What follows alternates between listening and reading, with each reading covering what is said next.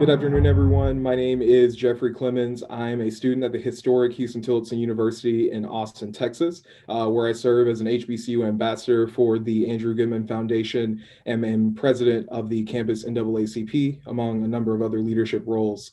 I'll be moderating this discussion on the legacy of the civil rights movement of the past and what it means for us today, with some of the people who made it happen and continue to put in the work today. So why don't we go around and everyone say who you are, introduce yourselves to our listeners, starting with you, Maxima. Hi, everyone. My name is Maxima Guerrero. I am a longtime community organizer based in Phoenix, Arizona. I began organizing due to being undocumented, impacted by a lot of different laws that were taking place, especially here in this state. And of course, learning from the history of this country and taking those different tactics and engaging, but being directly impacted in the work that's here. So thank you all for having me and sharing space with me today. Thank you so much for being here. Mr. Dennis. David Dennis, director of the Southern Initiative Algebra Project. I live in Somerville, South Carolina, which is right outside of Charleston.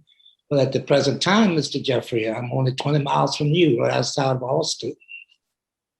Texas here as some resort. Take a little time off. We appreciate you being here, sir. Thank you very much. And last but certainly not least, Mr. Danny Glover. Danny Glover, who considers himself a child of the civil rights movement, and certainly an actor and been involved in the industry itself, but also someone who's worked in city government in the Office of Community Development in the early 70s in San Francisco, California, and been involved in communities virtually my entire adult life. Thank you so much. So I want to start this discussion by talking about this conversation we have today around phrases like Black Lives Matter and defund the police, which everyone seems to be pointing to as this reason why certain candidates lost their election, or as an example of divisive rhetoric that's holding us back from change. It seems to echo what Dr. King wrote about in his final book, Where We Go From Here, where he dedicated an entire chapter to deconstructing the meaning of that very popular slogan at the time, Black Power, and deconstructing its utility to the civil rights movement. He writes in that book, one unfortunate thing about Black Power is that it gives priority to race, precisely at a time when the impact of automation and other forces have made the economic question fundamental for Blacks and whites alike. In this context, the slogan, Power for the People, would be much more appropriate than the slogan, Black Power. So I'd like to know what you all think about those trade-offs between having these bold or idyllic phrases like defund the police or Black Lives Matter that capture an idea and a vision for society, and phrases that might be, how we will say, politically salient in an electoral context. And so, Mr. Dennis, would you start us off? Yeah, I think that the issue here has more to do with changing the narrative. When Stokely and others begin to talk about Black Power, it was the right wing and the government changed that and equate that to violence without being clear. So we're trying to explain it out the way Dr. King did, which is not bad the way he did it, but was sort of like saying that using the term Black Power is a bad term. We don't object to the Chinese being recognized as Chinese and using the term Chinese or Chinese power or whatever, or a Chinese restaurant or Italian restaurant, whatever you have. But you put the term Black in there, is all of a sudden it has to do with violence and equate to something that's disruptive. So I think that's the problem. We have to begin to stand by our meaning and not let them change the narrative on it. So Black Power meant economic power, political power, and there's nothing wrong with us saying that's Black Power. That's what Black people need in order to have power in this country. We call that Black Power and equate with Black Power. It has nothing to do with violence.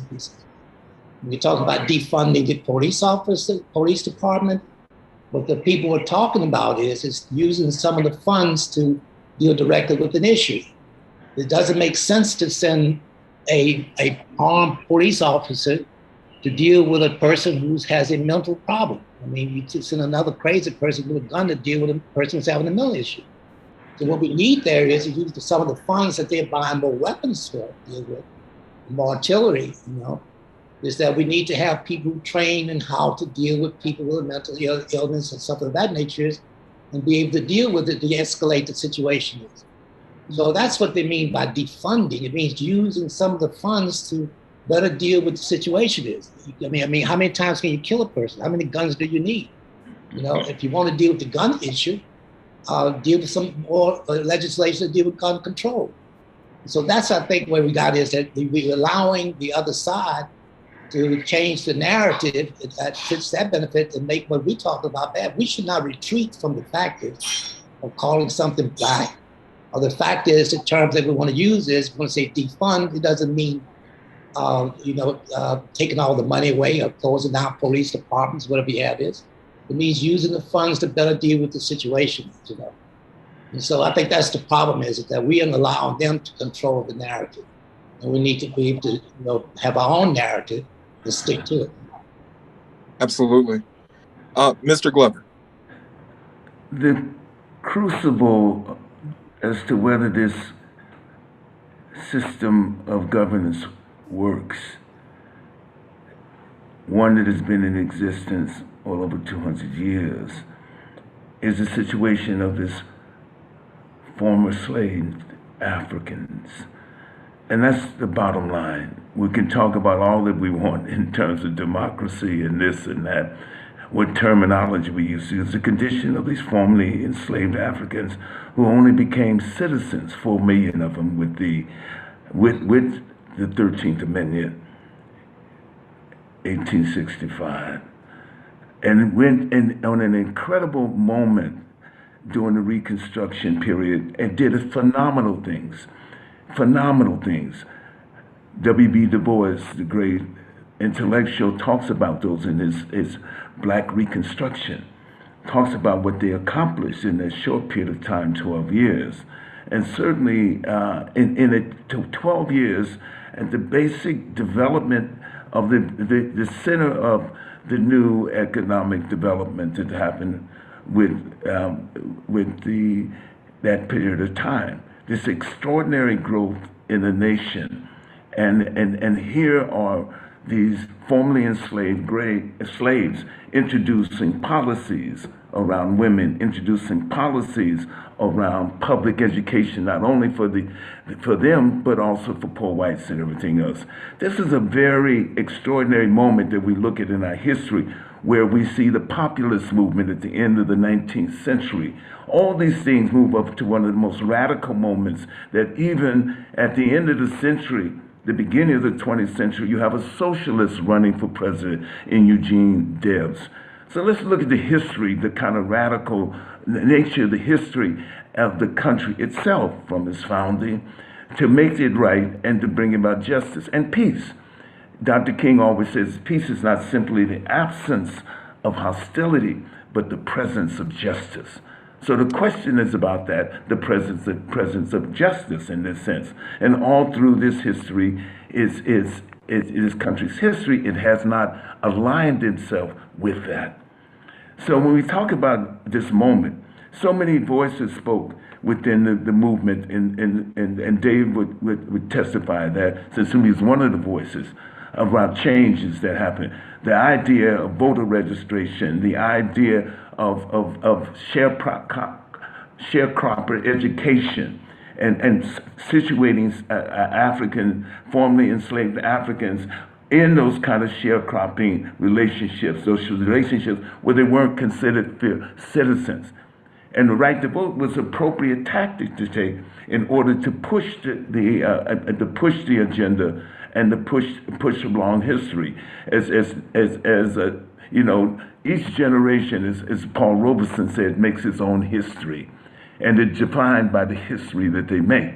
So in this point in time, you have this history being made. It's not separate from the other histories that have been made over from the time of this country's founding. But this history is particular because now this country is the most powerful country in the world, both militarily and in control of its own ideology and itself. and spreading this ideology around the rest of the world.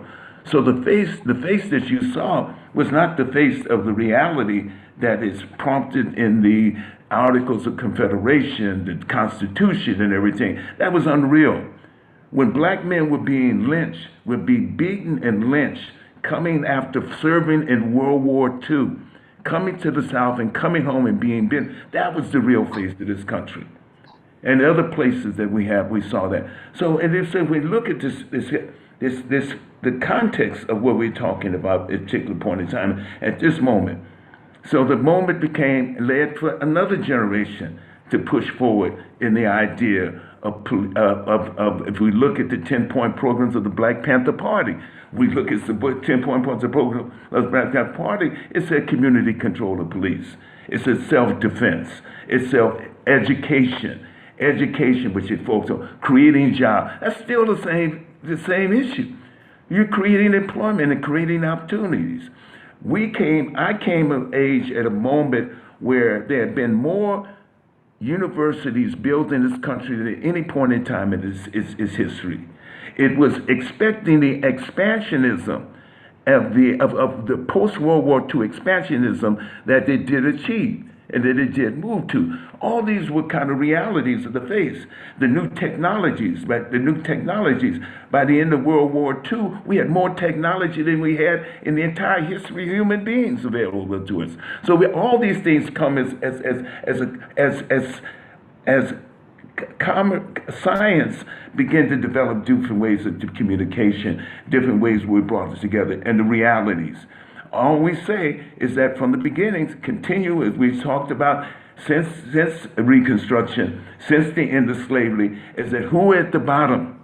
Who are the ones at the bottom of whatever has in terms of opportunities, whatever has in terms of education, whatever has in terms of job, who is sitting at the bottom? Even though we have had a black president, and we've also have now a black woman, the first woman as the vice president of the United States. The question becomes that, in the sense that we're going to talk about what is the state of these formerly enslaved, descendants of these formerly enslaved Africans? Absolutely. And so broadening that discussion to include all the other aspects of our liberation that we want to achieve, most certainly. And then Maxima, what was your response to the question again about those trade-offs between those slogans and, what might be expedient politically? Yeah, I think this question really reminds me of, for myself, it doesn't matter how respectful, how perfect of an immigrant I am. At the end of the day, this system is not built for folks like me. And so when we start to think about and talking about semantics or, property over Black lives, that's the fundamental issue that we're dealing with when we have to prove our humanity as Black and brown people to not be deserving of violence and death from a police department. And so to add on, a lot of that is like, do we really want to have elected officials who are not willing to stand for a new vision of this country when we know the current world that exists right now is not working, and it has not worked. And the system is built for who? And who are the beneficiaries of those systems that don't want it to change because they're attached to that power? And so it really, I think it stands on that. It's like it is something that's very necessary. We didn't have people being willing to say defund police 6 years ago, not broadly like we do now. There was organizations and organizers on the ground working towards that phrase, but as a society, we weren't ready. And so it seems like we've come to a moment there. But what's unfortunate is the violence, the deaths, the conditions that we have to see in order to get us in that moment that we are in now. Yeah, to even be able to say, just a slogan, before we even get to material change. Absolutely. And so along the same lines, I think that a lot of people tend to think about the civil rights movement only within this prism of voting rights, when in reality, it intersected with so many other struggles that we continue to deal with today. So whether that is women's reproductive rights or it's LGBT equality, or the border and immigration. And now we have this issue of climate change that we're dealing with. And so that has oftentimes meant that, whether it's over just the words we use or the ideas that we have, there's going to be disagreements in the movements that we lead and participate in. And so I wanted to know what you all if you all could talk about how you navigate those differences and how you come together to support one another for these common goals that you may have, even if you differ over some of the details. And Maxima, I'll let you start. Yeah, I think, I've been able to be a part of different movements or groups. And I think a key component of organizing and shifting change and power is to allow and have the folks who are most directly impacted lead that movement. And me as an ally, follow that strategy and support that strategy, share the skills that I have to support the folks who are directly impacted. I think that's one of the most key things. And I think another one is being able to address issues within our own families and communities. There's a lot of issues around anti-Blackness. There's a lot of issues around like the anti-LGBTQ community. So all these different conditions that we have to be able to address from one person to another on a personal level in order to really shift the conditions in a whole communal way. So I think those two things are key in order to do that. So, thank you. Thank you.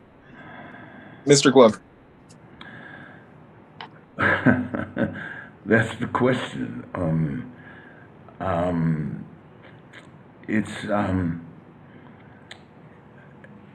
We represent 5% of the population. We here in this country, we utilize 32% of the used resources on the planet.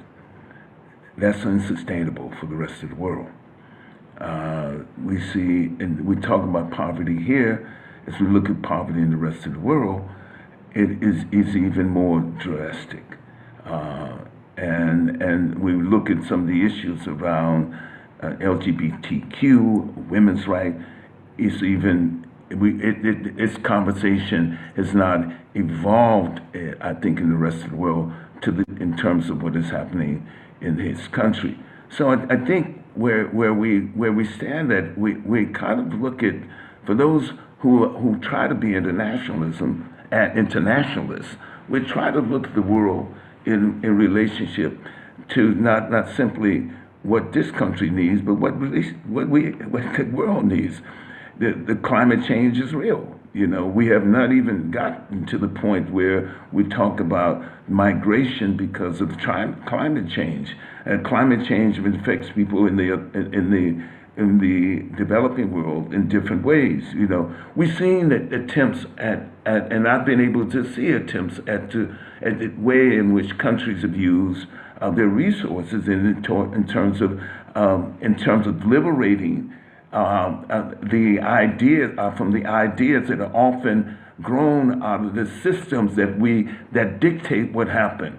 You watched that in Venezuela, and I watched that when we saw a program called Petrocurry, which attempts to sell discount oil, and that says cheap oil, to poor countries, and at the same time they put their oil, the money they would be repayment back into infrastructure, they would wipe off the land. We have to find new ways, different ways of treating the rest of the world if we're going to find ways of treating us, the people here in this government. And so it's pitiful in some sense. It's pitiful to be into talking about this in my generation, at my time, and watch what I've been able to see, and movements happening, and they have not qualitatively changed the dialogue about justice.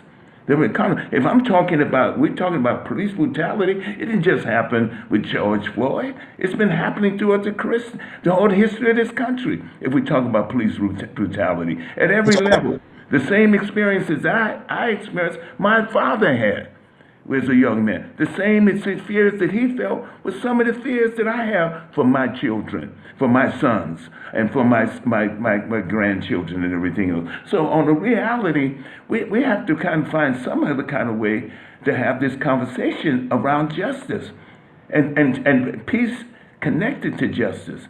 We've heard that slogan, no justice, no peace. Yes, sir. Yeah, and I think that what you said was very true about, how generation to generation, we're seeing some of the same patterns, and we're seeing it across different communities. And so there are oftentimes just so many things that connect us as far as injustice goes, unfortunately, that should bring us together to fight it. So, Mr. Dennis, could you talk about navigating those differences when you have those movements? Yeah, when I was first got into the movement, I was like 20 years of age. Between 20 and 21, I was all over the place. I was sitting in, marching for this, marching for that, you know, picketing and everything else. And so in 2000 and not 2000, in 1961 and 62, especially, as I began to realize I couldn't do it all. And that realization came from two people. One was by the name of Jim McCain, who was with Cohort Congress Racial Equality, and my happens of meeting Bob Moses in January of 1962 in Baton Rouge, Louisiana, doing the demonstration pieces. And so he began to talk about, both of them talked about that the pathway to freedom for Black people has always been two areas: education and also citizenship, which has to do with the right to vote. All these other things have to go on, they're gonna go on, and everything else is what's gonna put a floor beneath that is those two areas, and that's just the passion of people. Black people have been dying trying to, around education, and Black people dying trying to get registered to vote. And so I moved into Mississippi and began to focus. And so what I do is, my focus since then has been in two areas. One is voter registration, citizenship pieces. Part of that citizenship is education. So we work now with the Eligible Project, and during that time is we were doing the Freedom Summer Challenge to the Democratic Party, and also the development of the Freedom School Piece to challenge education, and to open the door to show that Black people can do this work. So my thing about it is that people have their different passions, and they have to do what they feel, you know, and what their passion happens to be. And somewhere in this piece, we can hook up right, at some point. I mean, during that period of time is, if a Danny Glover calls me and said, Dave, I need you to do this, can you do this? I would stop and do that. But my passion is still in those other two areas, is do what I can to help him.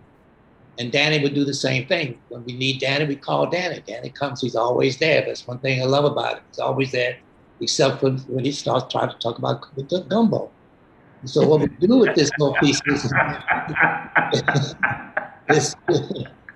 to try to organize. So what I'm saying is, not to get distracted and everything on this, we're trying to figure out how we work together, but you have to deal with what your passion happens to be.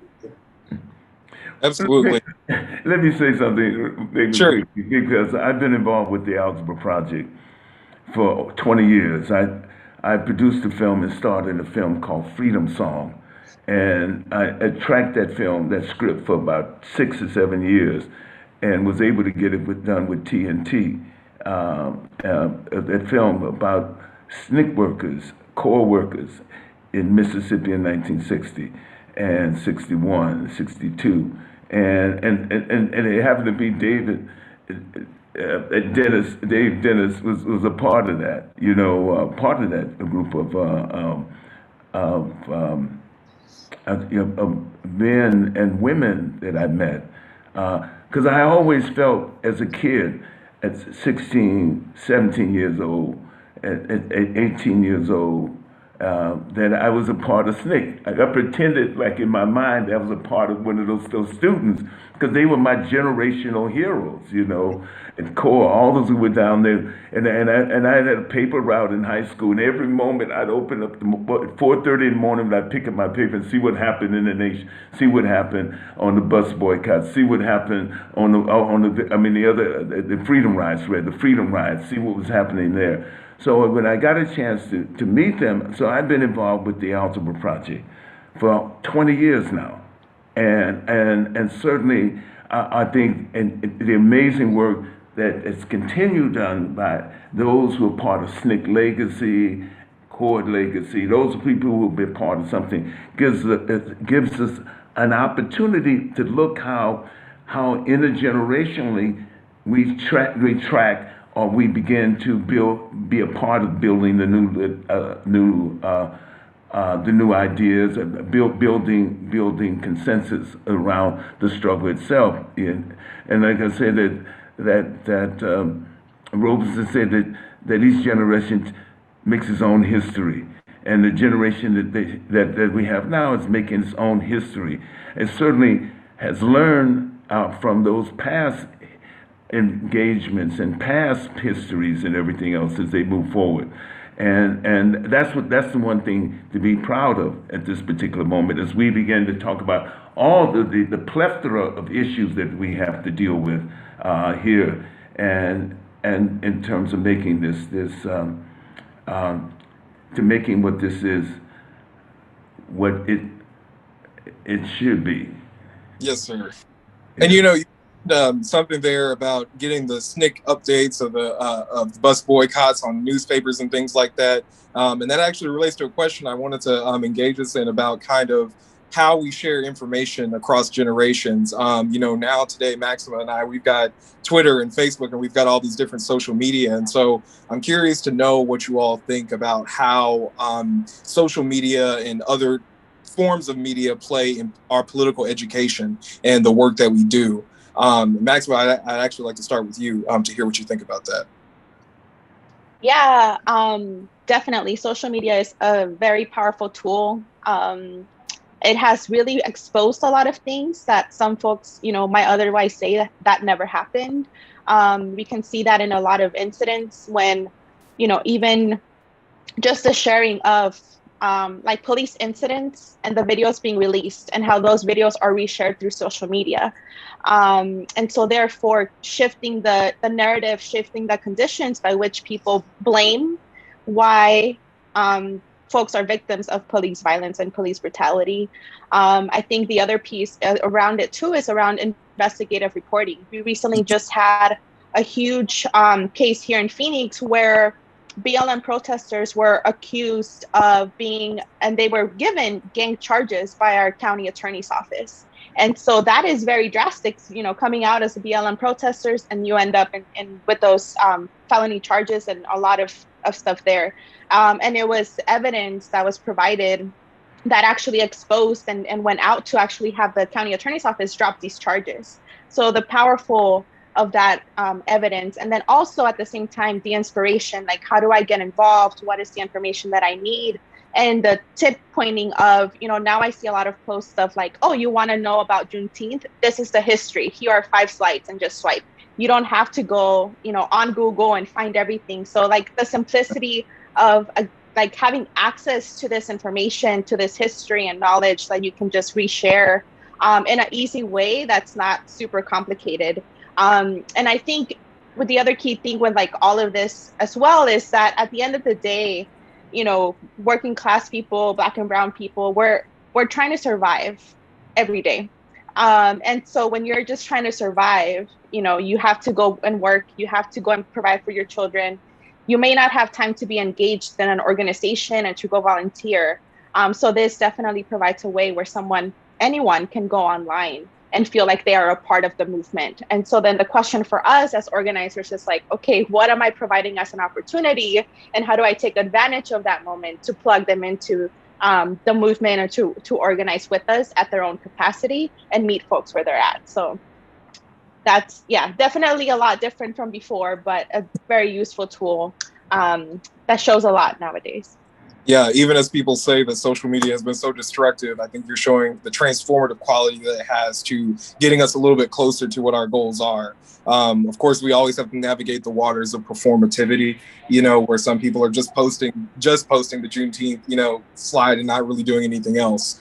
But Dave and Danny, I'm curious to know what you all think about that as far as, you know, political education and activism goes, how the forms of media that you had may have limited you, or what do you think maybe were the benefits of some of those things in the past? And either can take a stab at that. I'm a little bit concerned. I'm in perfect agreement about what you said is, I mean, you're able to see it right there and you're able to see the insurrection, you're able to see Floyd died right in front of us. And during the days in the civil rights movement, you weren't able to see that. Cheney Goodman Swerner died, Medgar Evers died. You know, we didn't see it. We read about it and everything else. Now, in addition to that is all the stuff that occurred is how that media has been used against us for it. Because one of the things I'm concerned about is when you do the research, what you're really reading a lot of times is written out there is by those same people in control who's allowing this to happen. So a lot of that stuff does not tell the true history about it. And we got to figure out a way is, and that's how they're able to control the narrative.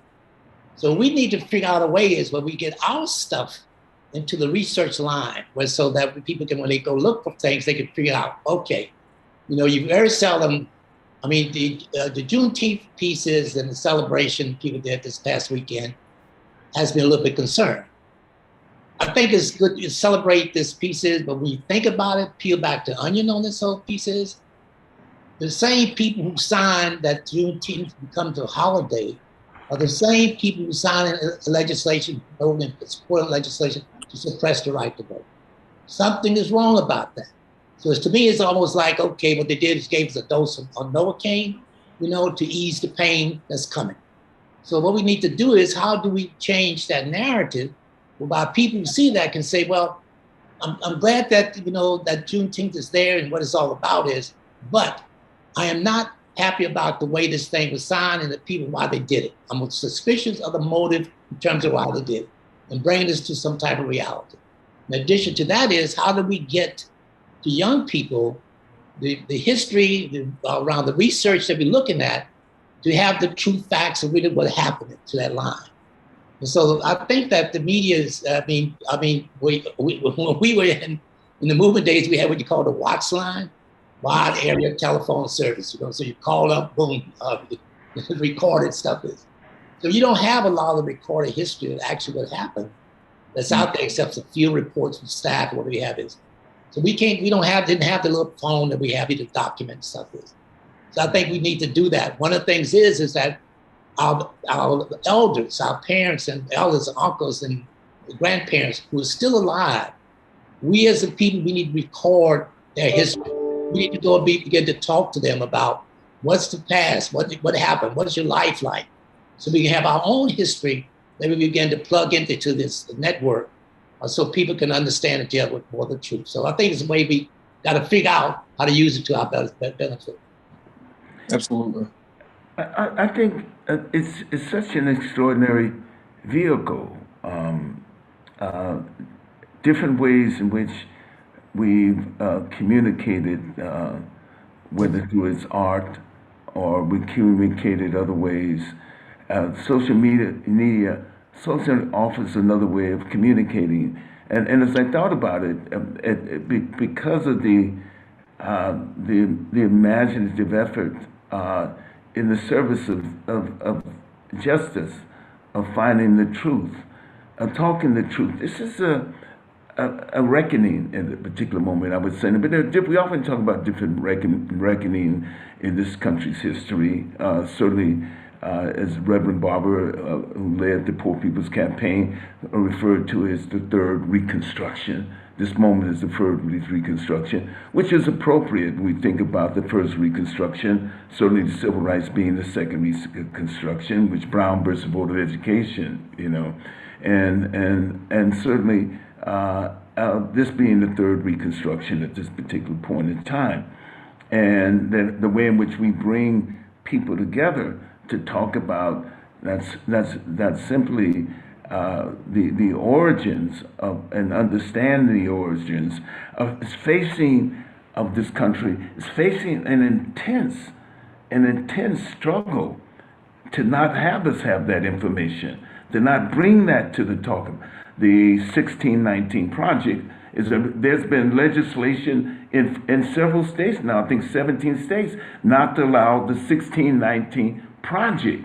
If you look at the process of the idea of that it was a project, and it was a project.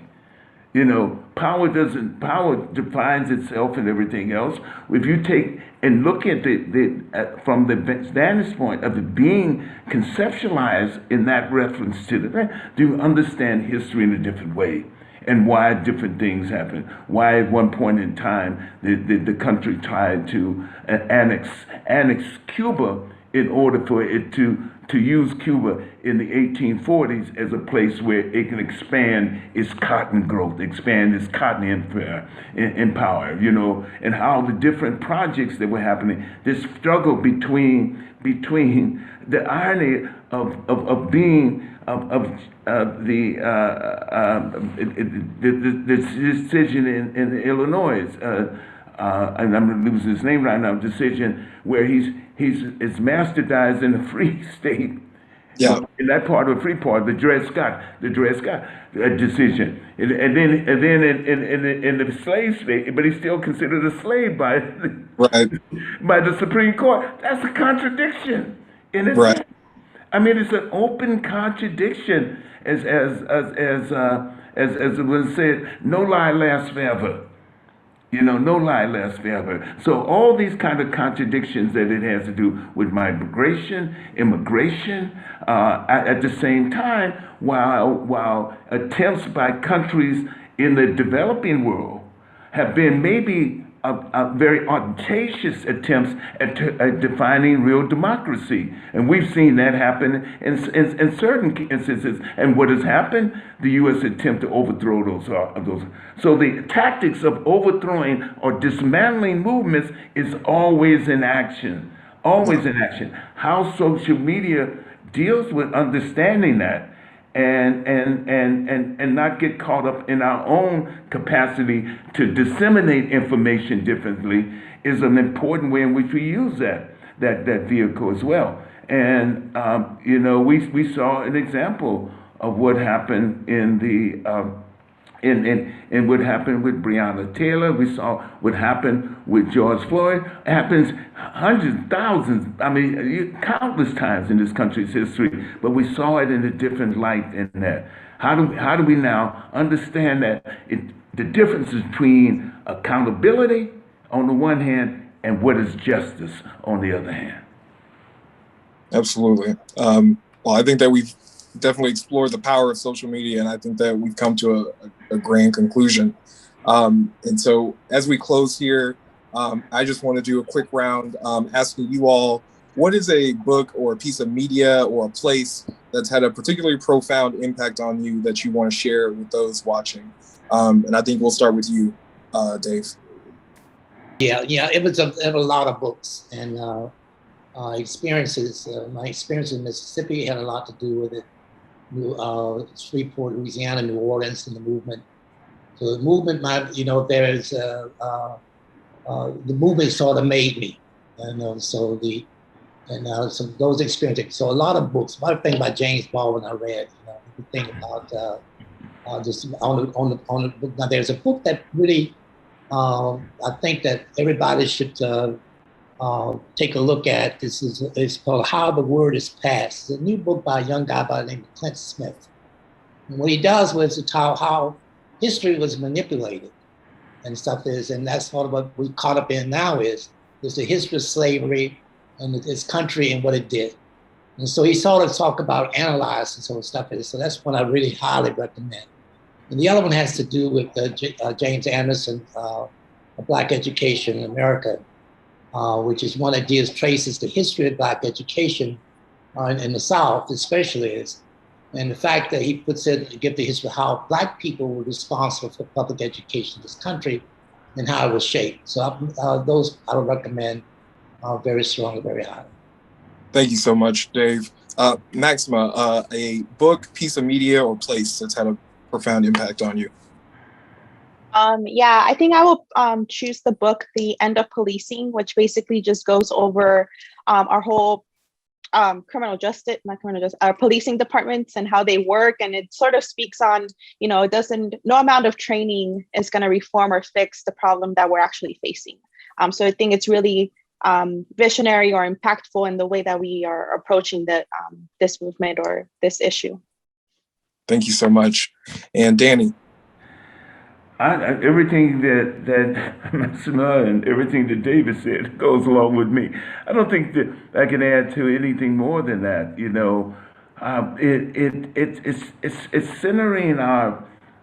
There has to be some sort of flexibility, somewhere understanding what is happening to us. At each point that there's an action, there's a counteraction from power to interpret that action and to re-divert that action that we take, divert that in another way. And I think it's important to understand that, you know, we can talk about that now, but young people are going to grasp this in different ways, and hopefully all the material, but it is about reading history. It is about knowing history. It is about knowing in those communities. I mean, I for example, you know, my mother would always tell us, I'm eternally grateful for my mother and father, my grandparents, because I didn't go to school. I mean, I didn't pick cotton in September. I went to school in September. It changed my life. I'm only sitting on this in front of you right now because of that. My mama didn't pick cotton in September. My grandparents made extraordinary, extraordinary choices.